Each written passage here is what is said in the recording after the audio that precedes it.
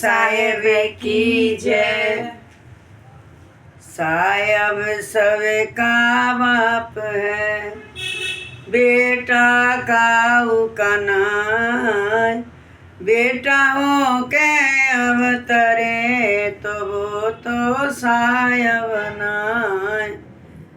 साहेब सतगुर संत जन दंडोतम प्रणाम। आगे पीछे मद हुए तिनको जा कुर्बान। बोलो सतगुरु साहेब की जय। आदि नाम को प्रणाम, गाजत गजाठे हम सोई सर्वज्ञ राम कल बोलेंगे। सोई सर्वज्ञ राम संतन निर्माय। तो साहब अब मैं ग्रंथ पढ़ने जा रही हूँ। तो कल हमने क्या पढ़ा था उसका थोड़ा सा विवरण मैं पढ़ रही हूँ पीछे से। कि जो कल पढ़ा था उत्पन्न अंतरिक्ष का थोड़ा सा आखिर का पाठ पढ़ रही हूँ। कि उत्पन्न स्तर परले कारा, अनंत प्राणी में व्यापी सारा। सब जीवों का कर्म जो हुई, शुभ और अशुभ जानत है सोही। इनकर लेख लेत जो तेही, और शक्ति अगम ही है जेही। तो शक्ति अचिंत समझ न आवे, अगम अपार कोई पार ना पावे। गगन मंडल में बैठा सोही, और सब ब्रह्मांडन में व्यापा वही। कहने का मतलब है साहब का, तफसीर साहब कह रहे हैं अनंत ब्रह्मांडों में उत्पन्न करने वाला और स्थिर रहने वाला तथा प्रलय करने वाला को महान शक्ति अत्यंत अनंत प्राणियों में व्याप्त है। क्या कहा है कि अनंत ब्रह्मांडों को उत्पन्न करने वाला, जीवों को बनाने वाला, उत्पन्न करने वाला और स्थिर रखने वाला तथा प्रलय करने वाला, वो महान शक्ति अनंत प्राणियों में व्याप्त है। सब प्राणियों में वो व्याप्त है। सकल ब्रह्मांड के सब जीवों के शुभ अशुभ कर्मों का वो जानते हैं कि तुम क्या कर्म कर रहे हो, अच्छा कर रहे हो या बुरा कर रहे हो, और उसका लेखा भी लेते हैं। ये मत सोचना कि कोई सुन नहीं रहा और कोई समझ नहीं रहा, लेकिन वो सब कुछ तुम्हें देख रहे हैं बैठ के अपने अंदर।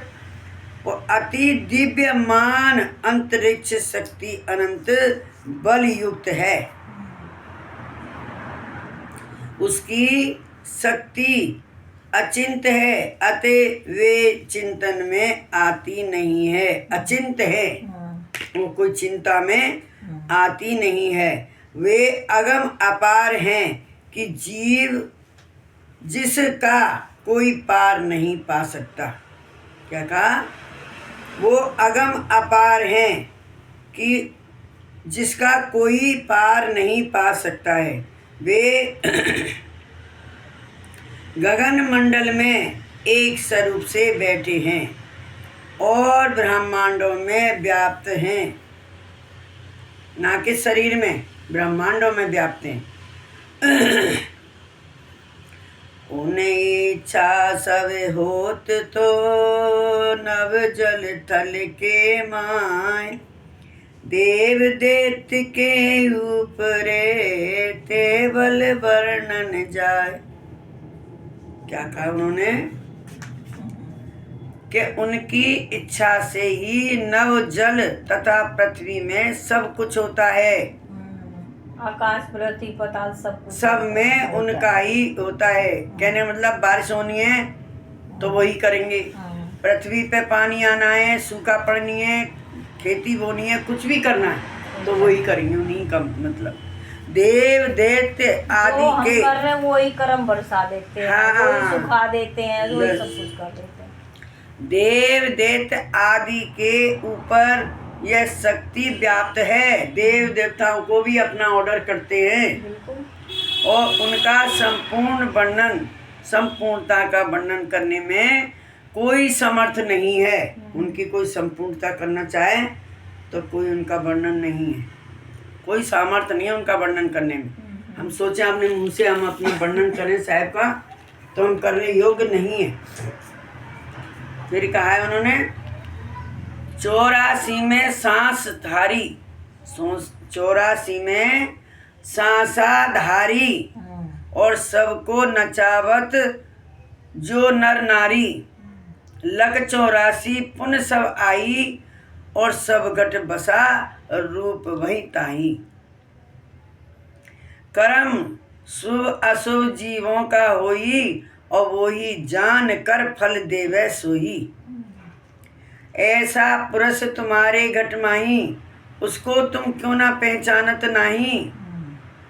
84 में अब उनका तफसील साहब अर्थ कर रहे हैं कि 84 में जो सकल श्वासधारी नर नारी जीव आत्मा को यह अंतरिक्ष शक्ति नचा रही है,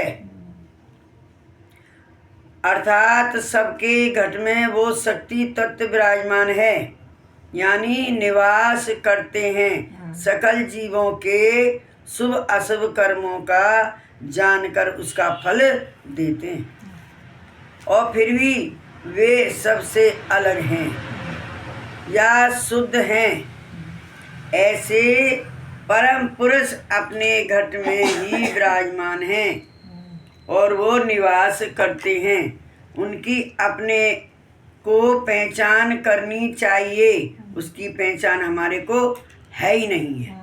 एक बार और पढ़ दो अपनी तरफ से लगाए ना 2-4 शब्द, एक बार अपने एक और बार पढ़ दो ना। कहते 84 में जो सकल सांसधारी नर नारी जीवात्माओं को वह अंतरिक्ष शक्ति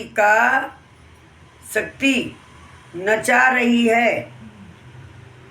क्या कहा है? 84 के जो सकल श्वासधारी जीवात्माओं को वह अंतरिक्ष शक्ति तथा नचा रही है। अंदर सबके घट में वो शक्ति तत्व विराजमान है, यानी निवास करते हैं और सकल जीवों के शुभ अशुभ कर्मों को जान करके उनको फल देते हैं और फिर भी वे सबसे अलग हैं या शुभ अशुभ। ऐसे परम पुरुष अपने घट में ही निवास करते हैं, उनकी अपने को कोई पहचान नहीं है। अनंत रूप उन कर है सोही, कोई देव देख सक्त ना कोई। क्या कहा है? अनंत रूप उन कर है सोही और कोई देख सकत ना होई। उसमें मित्र करो तुम, उनसे मित्र करो तुम ज्ञानी, और जो तुम सुख होए तो मानी, तुम्हारे मनमानी। सब कुछ उन हाथ में आई, सब कुछ उनके हाथ में है और बंधन मोक्ष बोईते वाही। सबे काम बड़ उनकर बहेऊ और ये ही ज्ञान जान के गहेऊ। और वो ही पुरुष बड़ चतुर कहावा, उनकी महिमा जे लख पावा। भवसागर से वही जो निजी के उतर गए तुम जानो नीके। तो तफसीर साहब इनकी अर्थ करते हैं कि वे पुरुष के अनंत रूप है, उस पुरुष के अनंत रूप है। हाँ, अनंत रूप है। तुम किस रूप में पहचानोगे? और फिर भी कोई देख नहीं सकता, इतने रूप है फिर भी कोई देख नहीं सकता। उनके साथ यदि मित्रता किया जाए तो वह पुरुष अपने के को सुख देता है, अर्थात मोक्ष पद प्राप्त करता है। मोक्ष पद प्राप्त होता है, उन्हीं के हाथों में बंधन और मोक्ष है। यह बात जिज्ञासुओं के जानने में जब आता है तब उनके सकल कार्य संपूर्णता सिद्ध हो जाते हैं और वही पुरुष जगत में विराजमान है। उन्होंने वे परम पुरुष की महानता महिमा के मर्म वेद को जाना हुए आवागमन से पार हो जाते हैं, अर्थात अमर पद प्राप्त करते हैं। ना कि गुरु तुम्हें देगा अमर पद, गुरु तुम्हें रास्ता बताएगा, गुरु तुम्हें हाथ पकड़ के नहीं ले जाएगा। गुरु का काम है नाम देना और तुम्हें उस रास्ते पे चलाना और पहचानना। सब कुछ बताएंगे लेकिन तुम्हें याद रखने की बात है।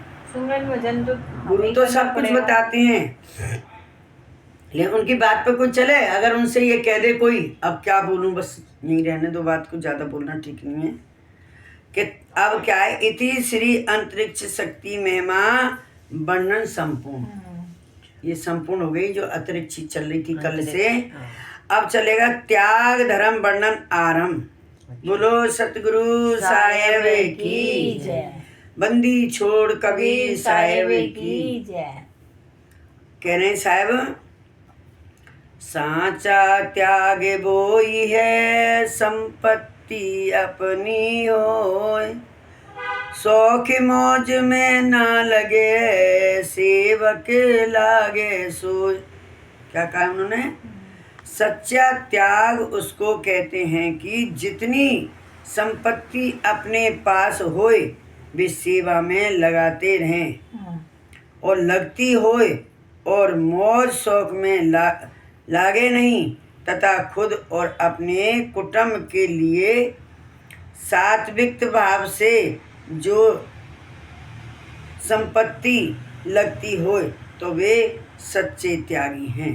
कहने का मतलब तुम्हारे पास पैसा है तो गलत काम में नहीं लगना चाहिए, तुम्हारे बच्चे भी नहीं लगने चाहिए, ज्यादा शौक मौज में कम करो। जो ज्ञानी हो जाते हैं उनको शौक मौज किसको दिखाना? कुटुंब परिवार के लिए। हमारा शौक मौज अब ये है, इसको हम धारण करेंगे तो हर कोई हमारे को कहेगा कि ये वो औरत है।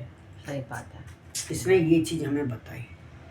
तुम धन कितना भी दे दो ढोके, ना उसकी भूख बुझनी है ना तुम्हारे कमी पड़नी। तृष्णा कभी बुझी है? कमी नहीं पड़ेगी देने से भी, और आएगा। और ये भी धन है, इस धन को जो बटोरेगा वो ही करोड़पति है। तो उन्होंने क्या बोला है कि सात्विक भाव से जो संपत्ति लगती हो तो वे सच्चे त्यागी हैं। उन्होंने क्या क्या त्याग दिया? क्या क्या त्यागा? कुछ त्यागने की कोई बात तो नहीं, खाली अपने शौक मौज त्यागी। कि शौक मौज कब तक करेंगे? हम 40 साल के हो गए, 50 के हो गए, अब 80 साल की बुढ़िया भी कि हम पैंट बुट शर्ट पहन के निकल के चलें, लोग हमें देखेंगे तो तुम्हें कौन देखेगा? तुम अपने मन को ही तो दिखा रहे हो, अपने मन की तो शांति कर रहे हो। कोई देखेगा तो यही कहेगा ये बुढ़िया को देखो, बाल कटवा ली और पैंट बुट शर्ट पहन ली। बुराई ही होगी, अच्छा ही नहीं होगी। और तुम अच्छी तरह से अपने भेष में चलोगे, कोई बात होगी तो आगे वाला कम से कम तुम्हें सर नवा के एक दफे राम राम करो। तुम 4 दफे करोगे तो तुम्हारी बड़ी हुई, तुम्हारा धन बढ़ा। उसका 1 टका खाली गया। क्या 1 टके की हड़िया जाती है पर कुत्ते की जात पहचानी जाती है। यही पहचान होती है कि आगे से कोई हमें राम राम कर रहा है, नमस्कार कर रहा है, उसने 1 दफे कर दिया और हम 4 दफे कर रहे हैं। 4 दफे का भी क्या गुना होता है? कितना गुना हो जाता है? 20 गुना। 2 दफे राम राम करने पे कितना गुना हो जाता है साहब? आपको पता नहीं साहब, आपको भी पता है। 2 दफे राम राम क्यों करते हैं? कोई 1 दफे करता है, तुम 2 दफे क्यों करते हो? उसमें राज है, वो बढ़ जाता है। कोई भी चीज 108 ऐसे कुछ नाम हो जाते हैं। 108 1 और 1 मिलके 11 होते हैं ना, जैसे ही बढ़ता जाता है। कहने का मतलब वो भंडार तुम्हारा बढ़ता जाएगा। मुंह मोड़ के निकल जाओगे तो क्या मिलेगा? कुछ मिलेगा? कुछ नहीं। तो क्या कहा है उन्होंने? त्याग धर्म का बड़ा महात्म, संत बड़े परमात्म काजम, काम क्रोध मद लोभ बिहाई, इष्ट देव को ध्यान लगाई, भोजन पान मद एक समकार, रजगुण भाव सिंगार न धारे, निज आत्म जो सब में जानो, देश भाव कुछ न पहचानो, मठ मंदिर की माया आई, सेवा भाव लगावत ताही। क्या बोला है साहब ने? तफसीर साहब क्या बता रहे हैं? बस ठीक है,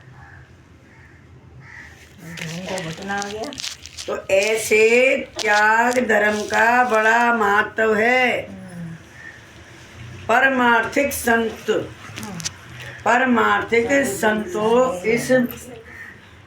इस भांति से बर्तन करते हैं, मतलब इस भांति से बर्तना करते हैं अपने आगे। कैसे?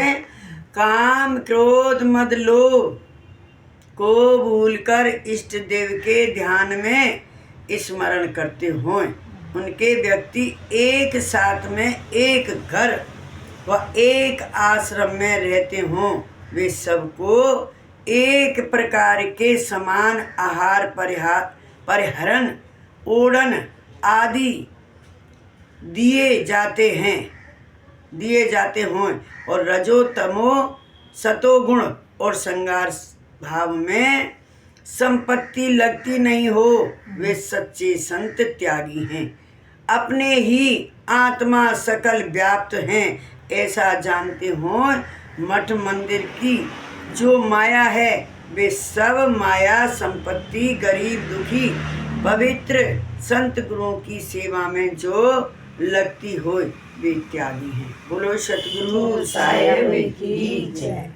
उन्होंने क्या कहा है कि अगर हम शौक मोज करते हैं, चड़क वड़क के कपड़े पहनते हैं, तो हमारे अंदर क्या आ जाता है? क्या बोला है उन्होंने? कि थोड़ा सा घमंड और थोड़ा सा अहंकारी भाव भी आ जाता है। भाव आता है। भाव कब है? अब सफेद कपड़े क्यों पहनते हैं? कि मैं दिख रही हूँ, बढ़िया अच्छा लग रहा है। कलरफुल हो गया ना, खूब कलरफुल कर लिया तुमने। कितनी जिंदगी कर लिया? 40 साल तक कर लो, 50 साल तक कर लो, खूब रंग चढ़ गया गृहस्थी का, ये वो। उसके बाद क्या है? उसके बाद तो हमारे एकदम से शरीर भी गिरने लगेगा, आंख भी चली जाएंगी, कान भी चली जाएंगी, शकल भी बंदे की तरह हो जाएगी, मेरी तरह है। क्या रहा? किसी समय जब सड़क पे चलते, रोड पे चलते, काले थे लेकिन लोग देखते रह जाते थे। एक सोने की जंजीर होती थी गली में, कोई ऐसी चीज नहीं होती। लेकिन अब क्या है? अब लोग थूकते हैं। क्या अब हमारे पास शकल ही नहीं है, हमारे पास भाव ही नहीं है। अब हमारा भाव ही कहीं चला गया। किसको भाव दिखाएं साहब? इसलिए हमारे को उतने तक ही करनी है, उसके बाद हमें साधारण रूप में और साधारण खाने में आ जाना चाहिए, और हमारा पैसा है वो अच्छी जगह लगना चाहिए। वहाँ से बड़ा त्यागी कोई नहीं है। इस चीज़ का हमें त्याग करना है। ठीक है साहब, कुछ गलत कहा हो तो माफ करना साहब। वो तो इसमें लिखा जा रहा है, जो बोल रहे हो सही है। सही बात नहीं, आप क्या बोल रहे हो? अपनी तरफ से कोई बोल रहे हो? तो क्या कहा है उन्होंने? लाखों की जो आवक हुई, ये भी ना कहा है कि तुम्हारे पास अपने लायक है वही ये करो। लाखों की जो आवक हुई और दूसर हित सब जानो सोई, कि मेरे जैसे इसको भी जरूरत है, दूसरे के हित के लिए भी सोचो। अगर सही लाखों बात की है। तुम्हारे पास जैसे आ रही है दौलत लाखों की, तो दूसरे गरीब की सोचो। क्यों? लेके जानी नहीं है तुम्हें, रह जानी सब नहीं है। और रही बालकों की बात, बालकों को जितना कर दोगे उतना ही कम है। और तुम 10 भी मकान बना दोगे, बालक तो एक ही मकान में रहेगा। उसमें सारे किराएदार रहेंगे, थूकेंगे, ये करेंगे, वो करेंगे, और गाली गलौज देंगे, साला मकान मालिक ये नहीं करता, वो नहीं करता। गलत कह रहे हैं तो बता दो साहब। लेकिन हमें तो अपने आप को देखना, हमें दुनिया को नहीं देखना। हमें क्या करना? हमारी भूख को हमें खत्म करना है।